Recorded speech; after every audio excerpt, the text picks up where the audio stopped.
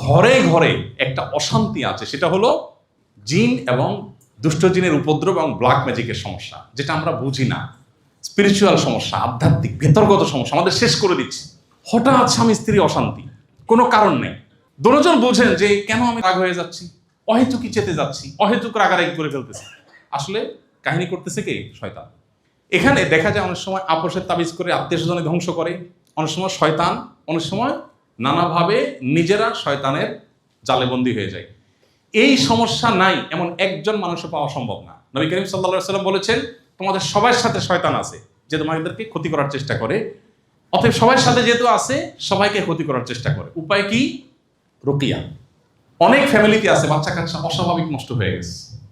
বিশেষ করে প্রবাস জীবন থেকে আমরা বাচ্চাদের অনেক অ্যাক্টিভিটিস দেখে আমরা অনেকে খুব বেশি হতাশ হয়ে যাই।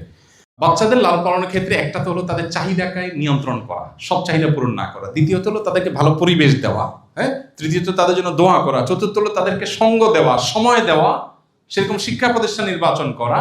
এর পাশাপাশি তারা যেন শয়তান থেকে পানাত পায়, এজন্য স্ত্রী সহবাসের সময় নবী সাল্লাল্লাহু আলাইহি ওয়াসাল্লাম দোয়া শিক্ষা দিয়েছেন না?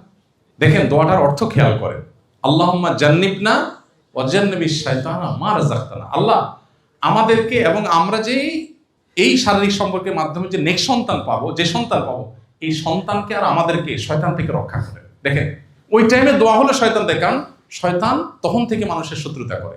এই জন্য শয়তান থেকে রক্ষা পাওয়ার জন্য সকাল সন্ধ্যার দোয়াগুলো মাস্ট পরিবারের সব সদস্য পড়তে হবে।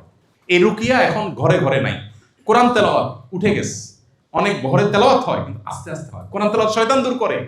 আপনি নগদ আল্লাহর কুদরত দেখতে চাইলে কোরআন তেলাওয়াত করলে দেখবেন আপনি আল্লাহ তাআলার কুদরত দেখতে পাচ্ছেন, বিশেষ করে শয়তান বিতাড়ন করার ক্ষেত্রে।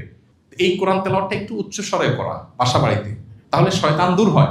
এখন দেখা যায় আমরা অনেকে পড়ি না, আর পড়লেও নীরবে চুপচাপ পড়ি। এই জিনিসটা আমাদের ভয়ঙ্কর সমস্যা তৈরি করেছে। এই জন্য রুকিয়া শরঈয়া বা শরঈ ঝাড়ফুঁক এটা আমাদের করতে হবে।